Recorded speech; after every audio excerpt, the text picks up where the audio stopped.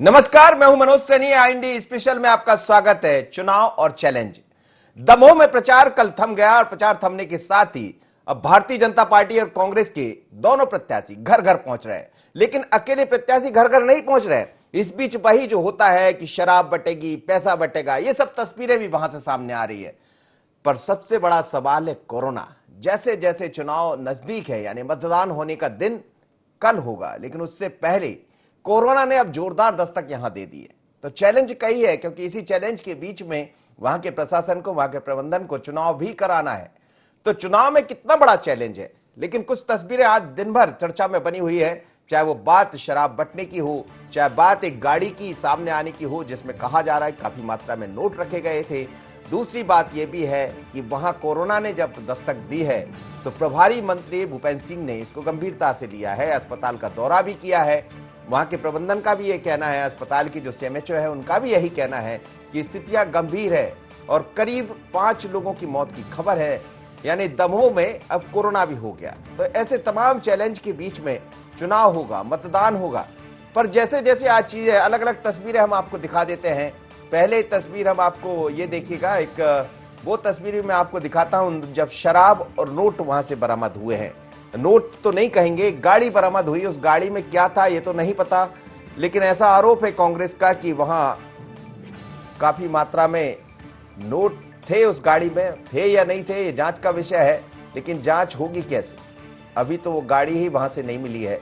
गाड़ियों की तस्वीर हम दिखाते हैं, वो गाड़ी, वो शराब की तस्वीरें जो वहां से बरामद हुई है। लेकिन दमोह में चुनाव दिखाई दे रहा है। चुनाव के बीच में काफी चैलेंज है। ये तस्वीरें भी हम आपको दिखाते हैं जिसमें शराब बरामद हुई है, एक गाड़ी वहां पर मिली है, काफी हंगामा हुआ है। पहले हम तस्वीरें दिखा देते हैं। हंगामा हुआ है, गाड़ी बरामद हुई है। गाड़ी देखी गई, वहां से बरामद हुई या नहीं ये पुलिस ने कोई स्पष्ट नहीं किया।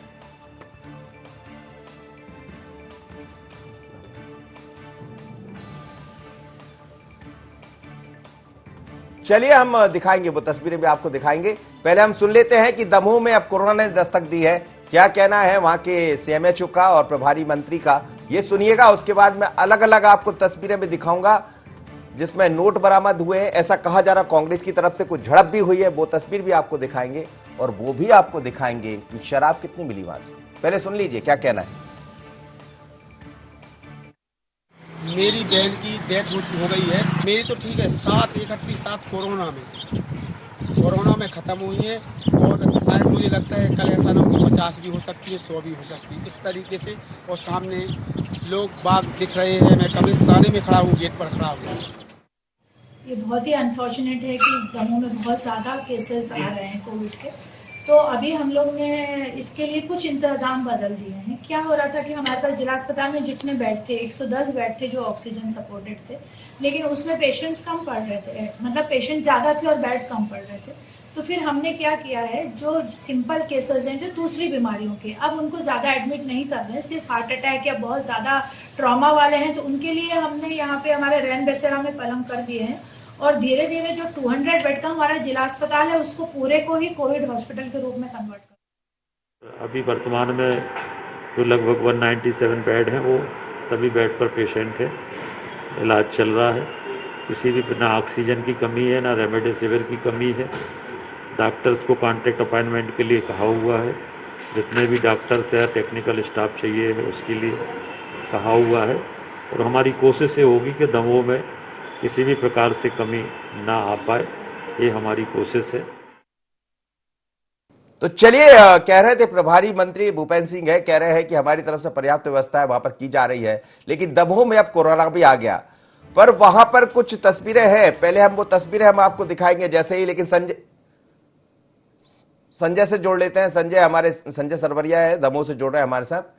संजय, कोरोना के बीच अब चुनाव हो रहा है, बड़ा चैलेंज होगा चुनाव का, क्योंकि मतदान करने मतदाताओं को भी वहां पहुंचना होगा। और आज हमने देखा कि भूपेंद्र सिंह भी पहुंचे थे, अस्पताल का दौरा भी किया है। सीएमएचओ की तरफ से भी कहा जा रहा है और यह भी कहा जा रहा है कि 5 लोगों की वहां पर मौत भी हुई है। यानी जैसे जैसे अब चुनाव संपन्न होने की तरफ बढ़ रहा है, कोरोना वहां दिखाई देने लगा है। कोरोना की रफ्तार पहले से काफी अधिक है। ये कहा जाए कि लगभग 20% की बढ़ोतरी हो चुकी है। मैं पिछले 24 घंटे की बात आपको जानकारी दे दूं कि 24 घंटे में 12 लोगों की मौत अब तक हो चुकी है और 128 पेशेंट बीती रात आए थे और इसी के लक्ष्य के अनुसार ही आज आने वाले लक्ष्य इसलिए कह रहा हूं क्योंकि प्रतिदिन जो कोरोना का लक्ष्य लगातार बढ़ता चला जा रहा है, पेशेंट की संख्या लगातार बढ़ती चली जा रही है। उपचुनाव में कोविड की एंट्री है। अजय टंडन जिन्हें कोरोना पॉजिटिव बताया जा रहा था, जब आज पैसा और गाड़ी पकड़ी गई तो वो मौके पर पहुंचे, काफी देर तक हंगामा हुआ।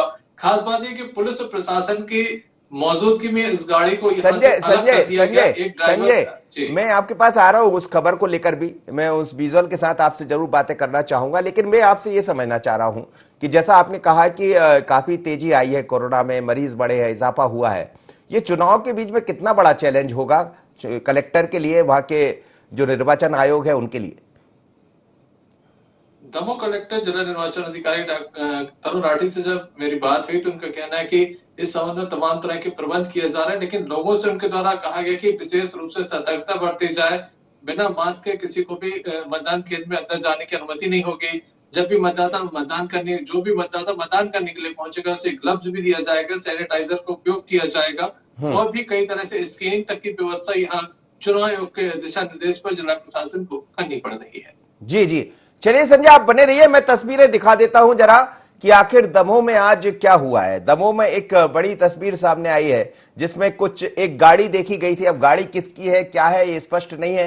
ये भी कहा जा रहा कि कोई ड्राइवर आया और गाड़ी लेकर चले गया, लेकिन जैसे ही गाड़ी मिली वहां पर हंगामा मच गया। कांग्रेस के तमाम सारे नेता, जिन अजय टंडन के बारे में कहा जा रहा था कि वो कोरोना पॉजिटिव है, उसके बाद वो भी वहां पहुंच गए। ये देखिए तस्वीरें, ये तस्वीरें आप देखिएगा, ये तस्वीरें दमोह से आई है। ये गाड़ी देखी गई थी, गाड़ी किसकी है पता नहीं है, लेकिन तमाम तरह के आरोप इस पर लगे हैं इस पूरे मामले को लेकर।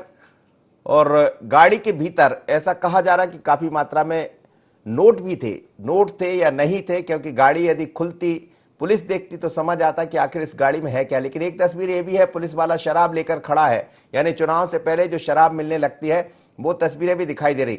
चलिए अब हम बात फिर से कर लेते एक बार हमारे संवाददाता संजय से और समझते हैं कि आखिर इस गाड़ी में था क्या और गाड़ी के बाद क्या बवाल हुआ।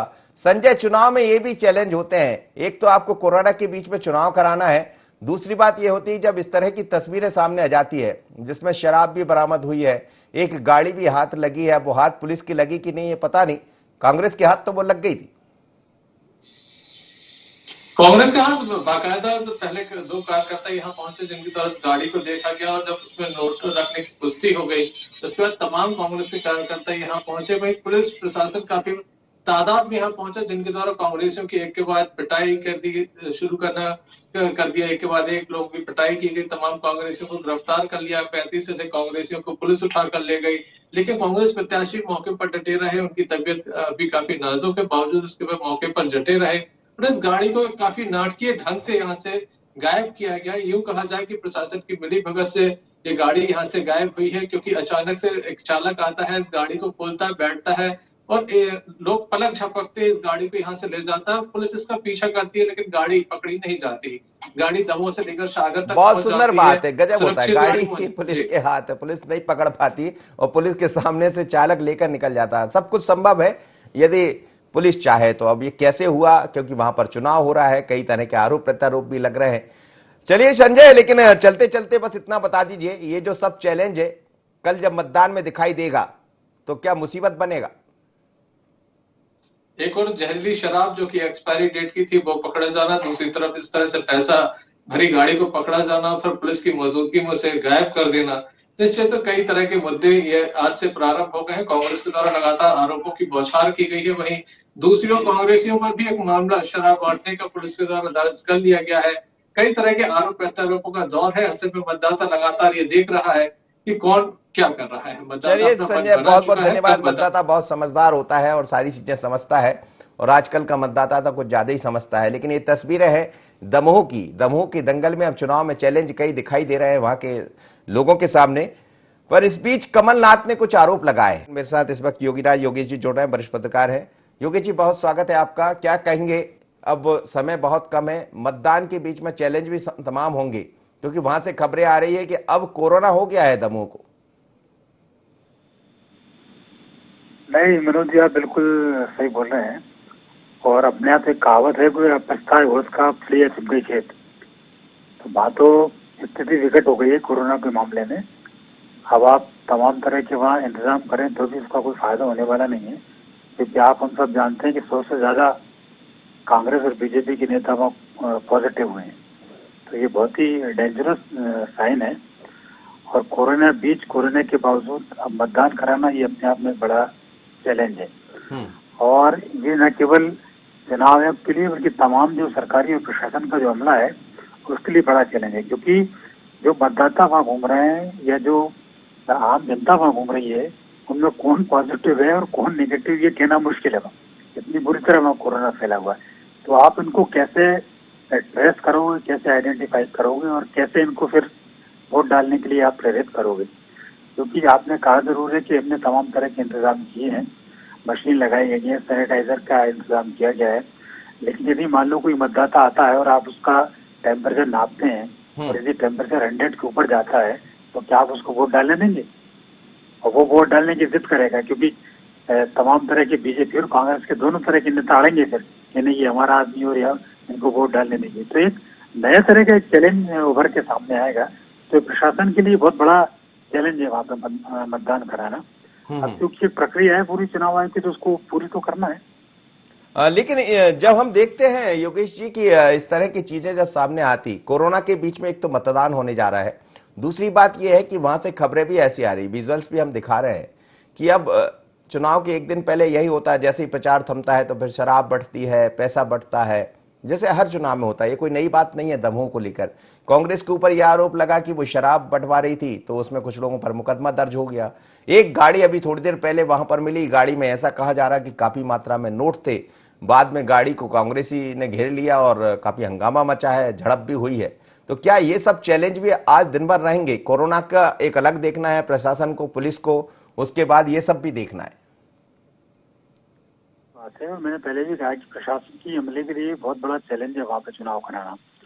और ये जो जितने तरह की ये प्रोसेस होती हैं, चाहे वो नोट का मामला हो चाहे शराब का मामला हो, ये तो एक आम बात है। चुनाव के पहले दिन, मतलब खास तौर पे जैसा कहा जाता है ना कि अंतिम जो खेल जो होता है वो एक दिन पहले और नाइट में ही होता है। जी जी, चुनाव के एक दिन, बिल्कुल एक दिन पहले। तो इस तरीके की वाकई लगातार होते रहते हैं और चुनाव में काफी एक चीज देखने को मिलती है। अब देखना यही होगा कि प्रशासन इस पूरे मामले को कैसे हैंडल करता है, क्योंकि कांग्रेस बीजेपी पे आरोप लगा रही है और बीजेपी कांग्रेस पे आरोप लगा रही है कि कांग्रेस वाले शराब बांट रहे थे, ये कह रहे थे नोट बांट रहे थे। तो ये इन सब के बीच चुनाव कराना एक बड़ी मतलब चुनौतीपूर्ण स्थिति हो जाती है। अब कैसे इससे बचा जाए, प्रशासन इसमें क्या करेगा, किन लोगों को पकड़ेगा, किन में मुकदमे दर्ज करेगा, कैसे आरोपों से बचेगा। अब कुल मिला के लीपापोती ही की जाएगी इन सारे मामले में, आप देखिए, और जैसे जैसा करके चुनाव संपन्न कराया जाएगा। बिल्कुल सही है। और चुनाव तो संपन्न होंगे ही, लेकिन मेरे साथ भारतीय जनता पार्टी के अजीत सिंह भदौरिया और कृष्ण गोपाल पाठक भी जुड़ रहे हैं। अजीत जी, गोपाल जी, मेरी आवाज सुन पा रहे हैं? जी मनोज जी। अजीत जी, स्वागत है आपका। चुनाव अंतिम दौर में है और चुनाव तो हो गया, प्रचार भी थम गया।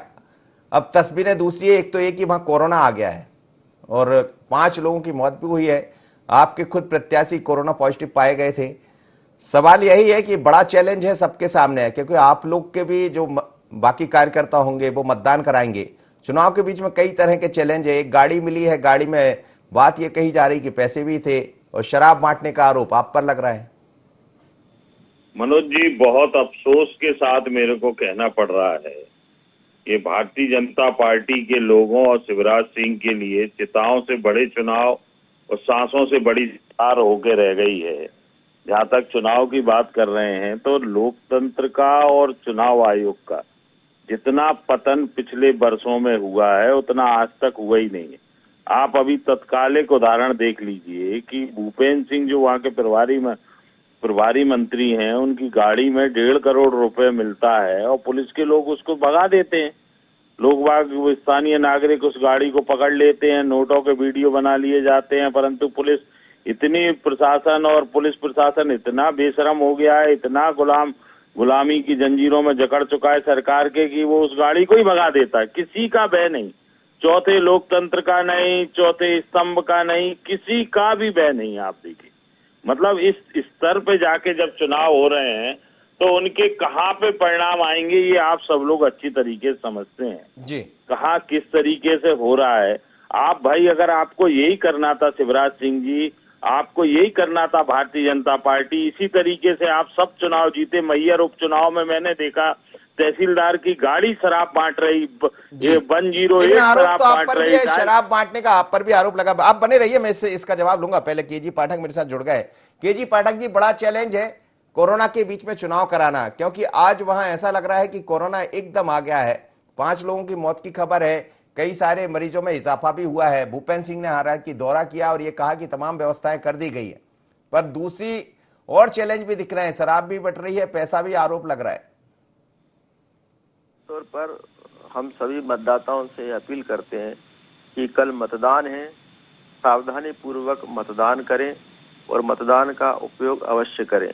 जहां तक चुनाव आयोग पर अभी मेरे मित्र ने प्रश्न चिन्ह लगाया और व्यवस्थाओं पर प्रश्न चिन्ह लगाया, तो मैं तो सिर्फ इतना कहना चाहूंगा कि जो राजनीतिक दल 60 साल तक बैलेट पेपर लूट कर, मतपत्र लूट कर अपनी सरकार बनाते रहे, रात के अंधेरे में बिजली गायब करके मतपत्र इधर से उधर करते रहे, अब ईवीएम के आने से इनकी दाल गल नहीं रही है। जनता जागरूक हो गई है। भारतीय जनता पार्टी और दूसरे राजनीतिक दल, चाहे समाजवादी पार्टी हो, चाहे बहुजन समाज पार्टी हो, चाहे एनसीपी हो या दूसरे अन्य राजनीतिक दल हो, इतने मजबूत हो गए हैं कि इनकी लूट तंत्र की कार्रवाई रोकने में सक्षम है। अब ये 60 साल जैसा लूट तंत्र स्थापित नहीं कर पा रहे हैं, इसलिए इनकी सरकार नहीं बन पा रही है, तो बौखला रहे हैं, बड़बड़ा रहे हैं, गुस्सा हो रहे हैं।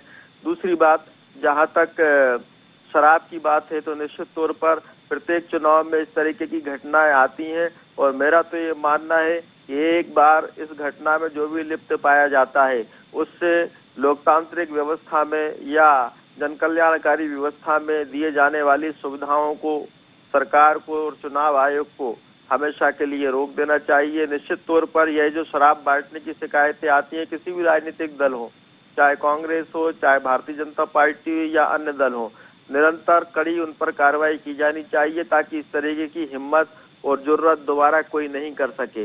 हम तो मतदाताओं से सिर्फ इतनी ही अपील करेंगे कि लोकतंत्र में वोट देना आपका अधिकार है। आप अच्छे जनप्रतिनिधि को चुनिए। चुनाव प्रचार का समय निकल चुका है, आपने अपनी कसौटी पर सबको परख लिया है। यही भी देख लिया है कि 1.25 साल में किस प्रकार से कमलनाथ जी ने मध्य प्रदेश को भ्रष्टाचार के दलदल में ढकेलने का काम किया, किस प्रकार से कमलनाथ जी के मंत्री गोविंद सिंह जी यह कहते थे, आज भी कांग्रेस पार्टी में है कि 50-50 लाख में थाने नीलाम हो रहे हैं। कमलनाथ जी उसका जवाब लेकिन एक गाड़ी वहां से मिली है केजी पाठक जी, जो गाड़ी कांग्रेसियों का ऐसा कहना है कि बीजेपी की गाड़ी थी और फिर वो गाड़ी चली भी गई, बड़े ड्रामिकल ये कहा जाए नाटकीय ढंग से गाड़ी गायब भी हो गई। तो क्या इसे माना जाए? आरोप तो कांग्रेस का बीजेपी पर है।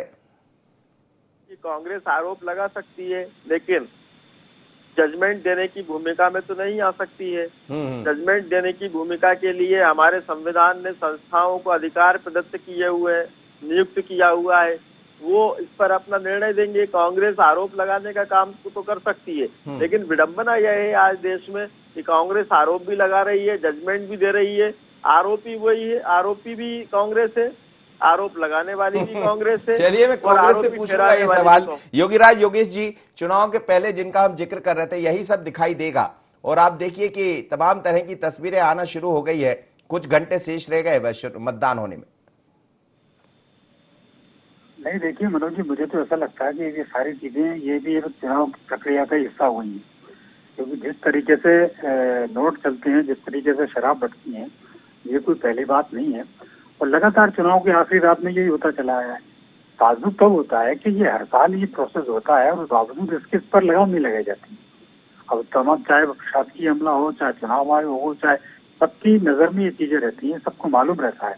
और फर्स्ट लास्ट डे जो रहता है चुनाव की, मतलब चुनाव मतदान पूर्व की जो संध्या रहती है, दिन रहता है, उस दिन तो ये नाटक पूरे दिन और रात भर चलता रहता है, पर इस पर कोई अंकुश नहीं लगा पाता। ये एक बड़ी विचित्र बात है। और अभी भी हिंदुस्तान इतना बड़ा देश हो गया है, लेकिन आज भी एक बोतल शराब में और चंद नोटों में लोग बिक जाते हैं। तो मतलब ये एक बहुत बड़ा, इसको बोले जागरूकता का अभाव है या कुछ भी आप इसको बोले कि मतलब आज भी लोगों को आप कैसे ही बरगला सकते हैं। ये ट्रेंड आज भी बना हुआ है। ये मतलब बड़ी चिंता का विषय है कि आजादी के 70 साल बावजूद भी लोग अपना निष्पक्ष रूप से मतदान नहीं कर पाते। आज भी उनको जरा सी, जैसे मैंने बताया, शराब और नोट पे आप कहीं भी उनसे वोट डलवा सकते। जी जी, अजीत भदौरिया जी, ये अजीत भदौरिया जी, सवाल यही है आपसे कि जो आप आरोप लगा रहे हैं वो आरोप, क्योंकि अब वो गाड़ी तो रही नहीं, पुलिस ने उसको बरामद किया नहीं है, या जो भी रहा पुलिस ने पकड़ने का प्रयास किया लेकिन गाड़ी वाला गाड़ी लेकर भाग गया, जो खबरें आ रही। सवाल दूसरे हैं कि कोविड से आपके प्रत्याशी, उनको कोविड हुआ है ना उनको? अजीत जी, भैया मनोज जी, मैं आपको एक चीज बता दूं, कोविड तो हुआ है। कोविड तो के बाद तो सबसे बड़े मध्य प्रदेश में शिवराज सिंह है, देश में नरेंद्र मोदी, अमित शाह हैं। आज आप देखिए जगह जगह घूम के, जब इनको यही करना था शिवराज सिंह को, मध्य प्रदेश शासन लिखी गाड़ी जब पकड़ी जा रही है नोटों से भरी हुई, और वो कैसे जा रही है? एसपी कलेक्टर आज चुनाव आयोग के नाम पे, दमोह के कलेक्टर ने कोरोना के लिए खुली छूट दे दी थी भारतीय जनता पार्टी के नेताओं को। तब कहा था, कांग्रेस ने भी मांग की थी कि इस पे रोक लगाई जाए, इस तरह की रैलियों पे, प्रचार पे। तब उस पर ध्यान नहीं दिया कि नहीं, ये चुनाव आयोग के अंडर कमांड है। भाई वो वहां का राठी जो कलेक्टर है वो शिवराज सिंह से बाहर है क्या? लेकिन आपके प्रत्याशी ऐसे, बीजेपी ये आरोप लगा रही प्रत्याशी कोविड होने के बाद भी बाहर घूम रहे हैं लोगों के साथ। मैं जिम्मेदारी के कह रहा हूं कि चुनाव आयोग से लेके कलेक्टर, एसपी, सब तलवे चाट रहे हैं शिवराज सिंह की और पूरी सरकार। अजीत जी, कृष्ण गोपाल जी, इस तरीके के चुनावों को तत्काल रोक देना चाहिए। कृष्ण गोपाल जी, बड़ा आरोप। एक मेरी बात सुनिए, ये राहुल लोधी के खरीदने की क्या आवश्यकता थी? क्यों दमोह को चुनाव में धकेला? दमोह के सारे पूरे प्रदेश को चुनाव में केजी पाठक जी जवाब दे दीजिए। धकेल दिया शिवराज सिंह और भारतीय जनता पार्टी। जवाब सुन लीजिए अजीत जी, समय नहीं है जी। केजी पाठक जी, मैंने आपको पहले भी बोला कि आरोप लगाने वाली भी कांग्रेस, आरोपी बनाने वाली भी कांग्रेस और जजमेंट देने वाली भी कांग्रेस। कांग्रेस असल में लोकतांत्रिक मूल्यों को, हमारी संवैधानिक संस्थाओं की व्यवस्थाओं को भूल चुकी है। आरोप लगाने का अधिकार कांग्रेस पार्टी को है, लेकिन जजमेंट देने का पावर तो संवैधानिक संस्थाओं को है। आपको अगर शिकायत है तो आप दर्ज कराइए, आपको अगर कहीं कोई गड़बड़ी निकलती है तो संस्थाएं हैं, चुनाव आयोग है, उन पर आप अपना जाकर आवेदन दीजिए। लेकिन कांग्रेस पार्टी के पास विडंबना तो यह है कि जनता का विश्वास खो चुकी है, जनता पूरे देश में साथ रही नहीं है। आप देखिए, चाहे पश्चिम बंगाल हो, चाहे आसाम हो, चाहे दमोह हो, एक कमलनाथ जी को छोड़कर कांग्रेस पार्टी का कोई भी नेता जनता का सामना करने की स्थिति के लिए सामने नहीं आ पाया, क्योंकि ना आगे लोग बचे ना पीछे बचे, आगे ना पीछे पड़ा। वन मैन शो की पार्टी बनकर रह गई है। पीसी शर्मा अगर कुछ बोलते हैं चुनाव टाल दिए जाएं, और विवेक तनखा जी बोलते हैं बीच में कि चुनाव आगे बढ़ा दिए जाएं, तो उनको अपनी हैसियत मालूम है विवेक तनखा जी को कि मेरे कहने से ना तो कोई दमोह जाएगा और ना ही कोई मेरे नाम या चेहरे पे वहां जुट पाएगा। बचने के लिए चुनाव प्रचार से इस तरीके की अनर्गल बातें और नाटक नौटंकी करते रहते हैं। तो मैं समझता हूं कि कांग्रेस पार्टी को सबसे पहले तो इस बात का मूल्यांकन करना चाहिए कि क्या कारण है कि किसी जमाने में हम 4 से 44 सांसद भेजकर देश में अपनी सरकार बनाते थे, आज हम 40-44 पर आ गए। कांग्रेस पार्टी को मूल्यांकन करना चाहिए। क्या कारण है मनोज जी कि लोग अपनी विधायकी छोड़ के त्याग पत्र देकर बने बनाए विधायक कांग्रेस पार्टी से पूरे देश में भाग रहे हैं? क्या कारण है कि किसी जमाने में पूरे देश की आबादी का लगभग 70% वोट कांग्रेस को मिला करता था, आज वो 10-12% पर आकर अटक गया है। कांग्रेस पार्टी को इसका मूल्यांकन करना चाहिए। चलिए सर, बहुत बहुत धन्यवाद आप सभी मेहमानों को मेरे साथ जुड़े, लेकिन मूल्यांकन तो सबको करना पड़ेगा और मूल्यांकन जनता करती है चुनाव में कि किसने क्या किया, कौन गया, कौन आया, या जो गया उसको लेकर जनता के मन में क्या है, जो आने वाले उसको लेकर जनता के मन में क्या है। लेकिन इस बार का चुनाव एक चैलेंज बन गया है, खासकर चुनाव कराने वालों के लिए, निर्वाचन आयोग के लिए, क्योंकि चुनाव के बीच में कोरोना ने जोरदार दस्तक दी। जो कोरोना अभी तक दमोह में दिख नहीं रहा था, अचानक एक रात में वहां दिखना शुरू हो गया है और अस्पताल के जो बेड है वो फुल भर गए हैं, उनके लिए और व्यवस्थाएं की जा रही है, जैसा प्रभारी मंत्री वहां के कह रहे थे। लेकिन कोरोना के बीच में और भी चैलेंज रहेंगे प्रशासन के सामने। कैसा होगा मतदान, इस पर हमारी नजर होगी। पर चुनाव और चैलेंज में इतना ही। मुझे दीजिए इजाजत, बने रहिए IND 24 पर।